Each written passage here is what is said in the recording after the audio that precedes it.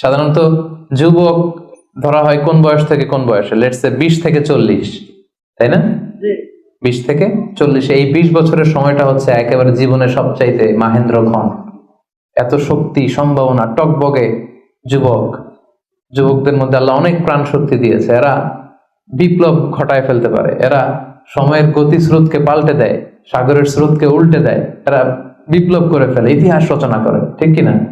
এজন্য যৌবনের এই সময়টা প্রিয় ভাইরা অনেক দামি। এটা বেশি দিন থাকবে না। রং ধরা যৌবন জং ধরে নাই, শেষ।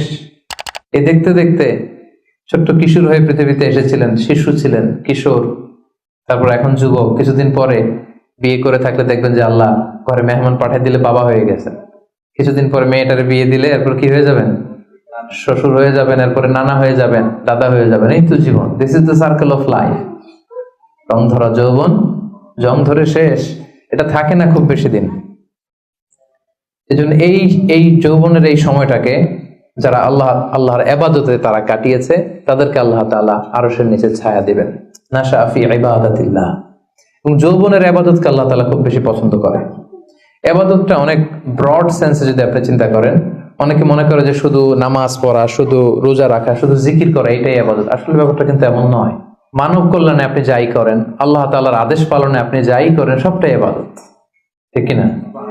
আপনি যদি রক্ত দেন, মুমূর্ষু রোগীকে বাঁচাতে রক্তের প্রয়োজন হয় না? আপনি যদি তাকে বাঁচাতে রক্ত দেন, এটাও ইবাদত। আপনি পরিবেশকে সুন্দর রাখার জন্য গাছ লাগালেন, এটাও ইবাদত।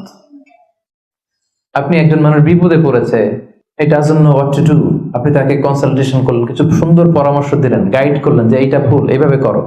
এই যে আপনি টাইম ব্যয় করলেন, কনসালটেশন দিলেন, এটা ইবাদত।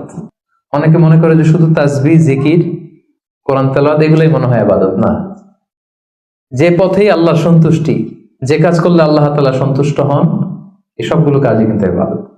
তাই যৌবনের এই মোক্ষম সময়টাতে আল্লাহ তাআলার ইবাদত করে আমাদেরকে কাটাতে হবে।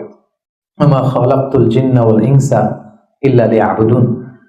আমি মানব জাতি আর জিন জাতিকে কেবলই সৃষ্টি করেছি আমার ইবাদতের জন্য। এজন্য এই বয়সের, আপনাদের এই বয়সের অফিসে খুব ব্যস্ততা, এখানে খুব ব্যস্ততা, এরপরেও যে একটু কষ্ট করে নামাজটা পড়েন, হ্যাঁ, এরপরেও যে জামাতে আসেন, এরপরেও আপনি সুন্নাহ মোতাবেক চলতে যাচ্ছেন, দাঁড়িয়ে রাখছেন, এটা অনেক বড় ইবাদত।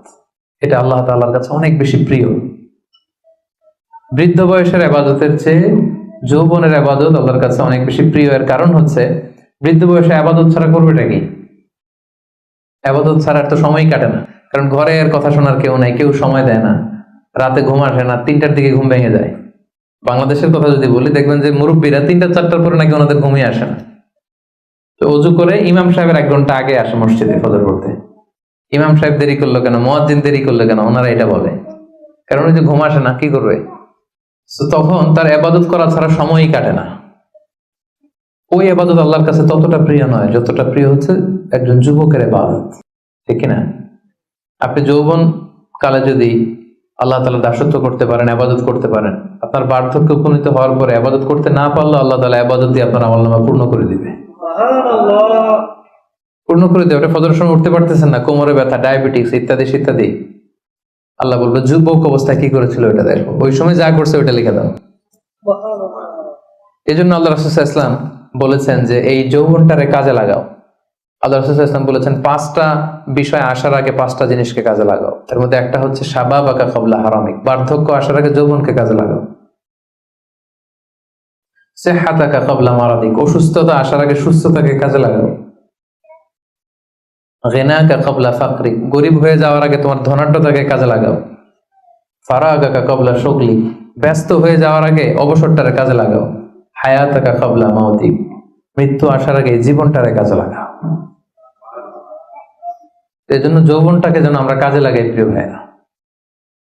এবং কিয়ামতের ময়দানে 5টা প্রশ্ন করা হবে। এই 5টা প্রশ্নের উত্তর না দিয়ে কোনো বনি আদম পাই নাড়াতে পারবে না, পা নাড়াতে পারবে না। এর মধ্যে প্রথম প্রশ্ন, আন হায়াতিহি ফিমা আফনা, তার জীবনটা সে কোন কাজে লাগিয়েছে। ও আন শাবাবিহি ফিমা আবলা, জীবনের মধ্যে যে যৌবন ছিল ওই সময় কি করছে? ওই সময় কি ইসলামের বিরুদ্ধে তার কাজ করেছে?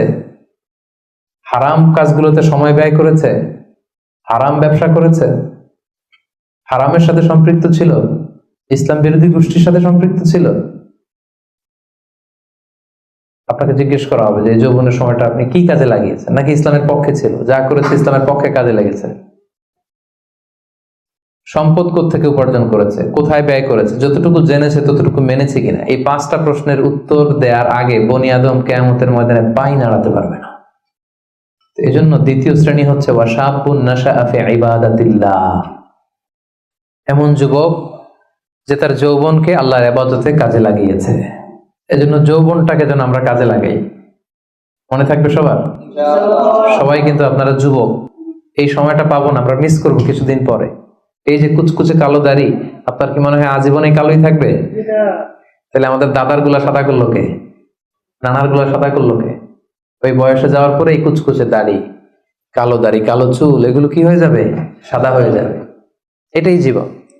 সো সময়টাকে যেন আমরা কাজে লাগাই, আমরা যেন অন টাইমে জামাতের সাথে সালাদগুলো যেন আদায় করি, কোনো হারাম কাজের সাথে যেন আমরা সম্পৃক্ত না হই। খুব হিসেব করে করে আমাদের এই যৌবনের চমৎকার সময়টা যেন আমরা কাজে লাগাই। মনে থাকবে তো ইনশাআল্লাহ?